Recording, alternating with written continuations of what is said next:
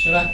Ustaz, bagaimana pendapatnya jika ada seorang istri yang sering marah karena suaminya kurang memberi nafkah, padahal suaminya itu sudah berusaha ikhtiar semaksimal mungkin? Mangga tah. Iya tah. Iya pengalaman Pokoknya saha sih ya. Ya masih urusan kena besar curiga rusak. pengalaman ya. Mak. Urusan besar. Curiga. Eh, Sahabat yang dirahmati Allah Subhanahu wa taala, sebetulnya ketika seseorang memutuskan untuk menikah itu ada di KUA itu kajian pranikah sebetulnya.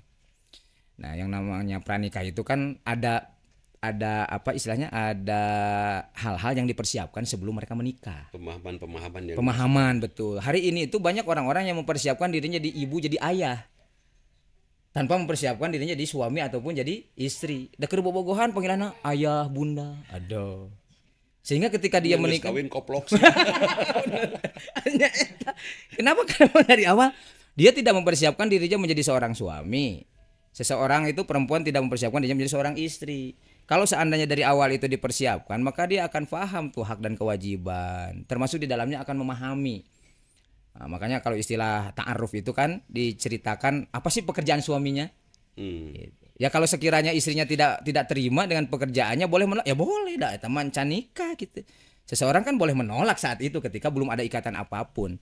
Nah hari ini karena modal cinta semata akhirnya menikahlah. Ternyata di luar ekspektasi. Di luar ekspektasi. Ternyata beruk. Ternyata baru. Begini Tan. Rumah tangga saya bagi empat atau 3 lah. 5 tahun pertama saya belajar tentang Islam berdua. 5 tahun pertama. Terus, Ya. saya tidak mikirin nafkah. Nafkah mah dibantu oleh mertua ya. 5 tahun pertama. Terus 5 tahun kedua kita memahami, mendalami apa yang sudah kita pelajari. Betul. 5 tahun ketiga mengamalkan, baru breng saya jadi seorang.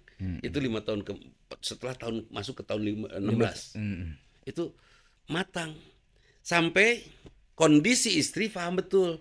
Allahus Somad, Allah tempat bergantung. Rizki dari Allah yang Maha Kaya. Dia tidak lagi minta dari suaminya. Ketika suami tidak memberi nafkah, paduli kanaraka kumadinya, yang penting saya yakin Allah yang memberi nafkah. Beres kan? Sudah tidak akan ada lagi istri menuntut kepada suaminya.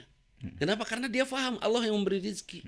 Dan dia tahu ketika suaminya tidak kerja, bahkan sudah berusaha keras tidak dapat uang, dia paham betul Allah belum memantaskan kita untuk menjadi kaya. Akhirnya kita memantaskan diri untuk menjadi seorang yang pantas diberi rezeki oleh Allah. Akhirnya Allah ngasih. Gitu. Karena sudah pantas. Sudah pantas. Gitu. Dan ketika sudah pantas beristri 2, alokasi. Gitu. Jangan maksa lah can pantas mah, model ente kan can pantas ulah maksa. Aya istilah dua rudat tilu we teh nyarungkad. Tilu bubuk. Tilu bubuk. Nah, Ya. itu. Jadi jangan pantaskan. Bagaimana istri yang kalau suami seperti itu, istri marah-marah. Istri tidak salah ketika marah-marah kepada suaminya karena dia menuntut rizki dari suaminya. Tidak salah.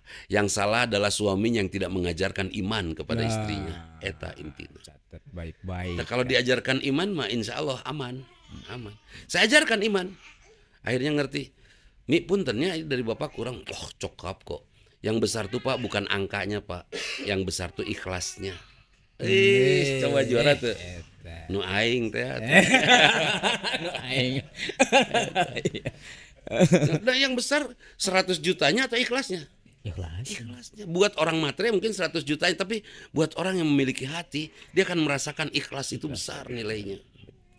Maka akan dilihat juga dari sisi pengorbanan ikhtiar suaminya. Ikhtiar suaminya, bahkan suatu saat ada seorang istri diajak ngopi sama temennya, teh ngopi yuk, daripada stres di rumah terus. Enggak, kan suami masih kerja, kita hanya ngopi kok nggak aneh-aneh. Enggak. Saya akan mengantar suami, mendampingi suami dengan doa di rumah. Mangga wilujeng ngopi. Istri tak juara. Juara. Dan ini bagi suami-suami di sini, ini harus digarisbawahi bahwa penyebab darah tinggi itu bukan daging kambing, daging sapi, bukan. Tempe. Senin tempe, Selasa tempe, Rebo tempe, Kamis tempe, Jumat tempe, wae, oh darah tinggi. Semua darah tinggi.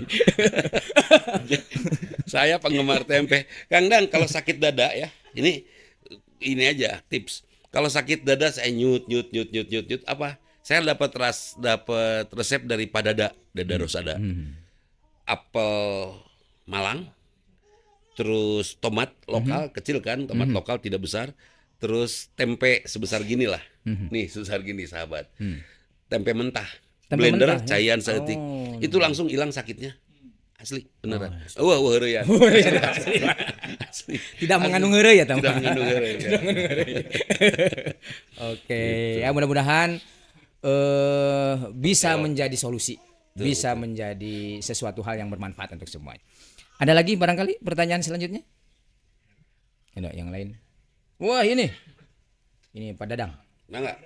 Akhirnya Dadang juga. Akhirnya datang juga. Oh, Wilujeng akhirnya datang juga.